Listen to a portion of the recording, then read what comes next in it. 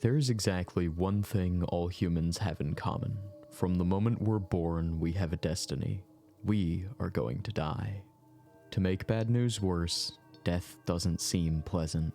Best case scenario, you get something too quick for you to process. More likely, you'll spend the last hours or days of your life slowly rotting in a hospital room. There's a good chance that you will die alone. With how bleak that 100% mortality rate looks, it's really no surprise that we've been thinking of ways to escape our singular fate for about as long as we've been thinking. How we get there, though, has been the subject of hot debate.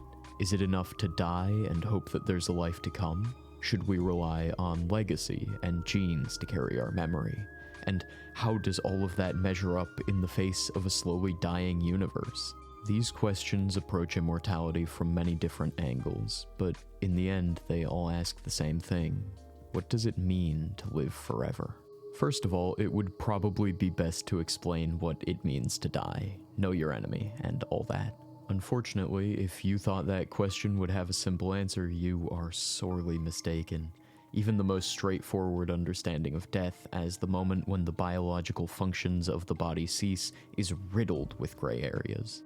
The most popular answer is that a person has died when all function in their brain is irreversibly lost, known as the whole brain approach. It seems pretty straightforward. If you can't think or operate your body anymore, you aren't alive. However, most whole brain approach supporters will still count someone as brain dead if they're experiencing residual functions. The issue here is that the somatic responses of residual brain function happen to look a lot like locked-in syndrome, where a person is still conscious but unable to act. In other words, a whole brain approach might technically let them pull the plug on you, even if you're still in there. In my opinion, it is most reasonable to say that death is both a process and a construct. It's simply our bodies no longer working, and trying to point out a specific moment beyond that is useless because there will always be another exception. Death isn't an instant, it's a complicated series of failures, often varying from person to person, that we've bundled together because they have the same result. At some point before it, you are alive, and at some point after, you are not. Extrapolating out from that, the broader definition that we'll be using for this video and the rest of this series is that death is a permanent loss of personal identity. A body shutting down is secondary to the loss of self that might come as a result. This means that in belief systems where a soul continues to exist after their body's demise, a person doesn't ever really die, they just metamorphose into a different form. On the other hand, any system which involves an individual joining into a greater whole or re-entering a cycle of rebirth is one where death does actually occur, because the person they were before that moment no longer exists. I'm not saying that these beliefs are worse in any way, just that they're not helpful for what we want to explore today. I could easily spend an hour explaining the intricacies of personal identity and what it means to lose it, but that divergence isn't helpful in today's discussion. Instead, I'll just break it down into two major components: continuity of experience and continuity of personality. If you've read Bernard Williams's highly influential essay, The Makropulos Case, Reflections on the Tedium of Immortality, these are basically his two anti-Lucretian conditions, but adjusted to fit my needs. If you haven't read it, then don't worry about it. Continuity of experience says that an individual is alive for as long as their experience of reality remains intact. Unfortunately, this is a bit of a tall ask, since the life we already live is not unbroken. If you went to sleep last night, then congratulations, you broke your stream of consciousness and could be a completely different person from the one who went to sleep. Regardless, for today, we should accept that there is a thread of consciousness connecting our past and present selves. Maybe it's through your memories, I don't know, I'm not in your head. If that thread is irreversibly severed, as would happen if your body died and your experience ceased to be, then the person no longer exists. On the other hand, continuity of personality demands that there be some association between the current person and who they were in the past. This can be as simple as tracing an unbroken biological line between the child you were born as and the adult you grew into. Assuming you weren't vaporized and reconstructed somewhere in that process, you're still continuous with your past self, even as pieces have changed. This even works in a spiritual context, if you think there's such a thing as a soul. All that matters is that the inherent essence of your existence continues to be. Eventually, y'all might get a philosophy video where I tear apart these two basic axioms and show all the little contradictions behind them, but for now, we'll use them as a baseline. Of the two, I would say that continuity of experience is much more important to personal identity. After all, if my brain gets scanned into a computer, I don't want some AI replica of me living forever. I care that I get to continue experiencing life. The other condition is mostly just there for security, making sure that the fundamental core of what I am isn't completely overwritten by the shift. Taking shots at cycles of rebirth again, being reborn is no good to the person I am now if I can't remember my previous identity.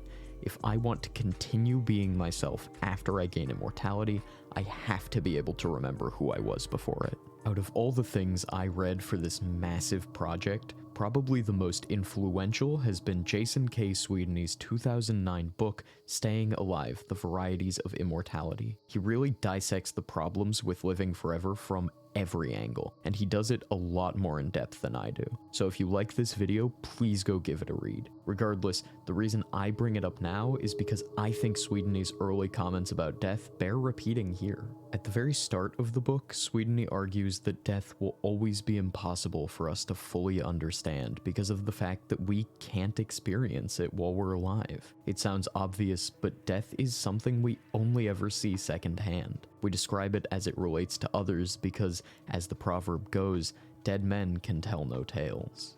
What I find so interesting about this is what it might say about immortality. If death is something we cannot experience, then we can never know of our own mortality until it is proven. You, as you exist now, have no idea if you're actually going to die. You could give it a shot and see if you come out the other side, but that's a one-way test with a very bad success rate. This also means that we could never be secure in immortality, because we wouldn't know that we're unkillable, just that nothing has gotten us yet. A life without dying would be one spent in terrible paranoia of its own potential end. There's one more condition for death that we haven't discussed yet, and it's kind of the most obvious one. Death has to be permanent. If you die and later come back, then as long as the you that returns has fulfilled the two other conditions, you didn't really die. What you did was take a very dramatic nap. If death is fully reversible, then it isn't final and it isn't death. Whether it's living on in some afterlife or coming back as a conscious ghost, if you are still around, then you aren't dead. As Epicurus famously wrote, so long as we exist, death is not with us. But when death comes, then we do not exist.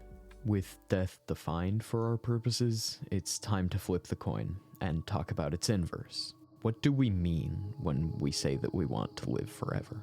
First off, immortality leaves no room for what we've defined as death. As such, we are seeking a specifically personal form of immortality, rather than a symbolic or impersonal form. For instance, fame is one avenue by which people seem to live forever, but it's unhelpful for us. Since there's no remnant of the original person, just a collective memory of them, it doesn't actually preserve the individual. It's closer to a shadow than a real person. What's more, memory shifts over time, so there's no guarantee that who they remember under your name will be anything like the real you. A legacy only gives the illusion of having escaped death. It doesn't actually do it.